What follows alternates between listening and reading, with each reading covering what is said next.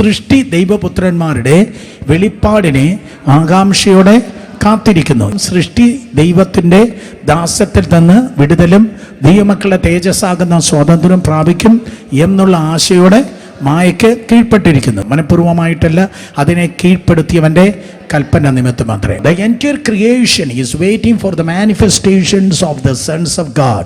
ദൈവപുത്രന്മാരുടെ വെളിപ്പാടിന് വേണ്ടി മുഴുവൻ സൃഷ്ടിയും കാത്തിരിക്കുകയാണ്. എന്ന് പറഞ്ഞാൽ പാപം ലോകത്തിൽ വരുന്നതിന് മുമ്പ് ഏതേൻ തോട്ടം എങ്ങനെയായിരുന്നോ അതേപോലെ ഒരു സുവർണ കാലഘട്ടം ലോകത്തിൽ ഉണ്ടാകാൻ വേണ്ടി പോകുന്നു. അത് പുതിയൊരു രാഷ്ട്രീയ പാർട്ടി വരുമ്പോഴോ പുതിയൊരു മന്ത്രി വരുമ്പോഴോ അല്ല, പകരം യേശു കർത്താവ് രാജാതി രാജാവായി കർത്താതി കർത്താവായി ഈ ലോകത്തിലേക്ക് സ്തോത്രം അതെ ഭരിപ്പാനായി കടന്നു വരുമ്പോൾ ഹല്ലേലൂയ സർവ സൃഷ്ടിയും സ്തോത്രം സർവ സൃഷ്ടിയും അതെ അത് കാണുവാൻ വേണ്ടി പോകുകയാണ്.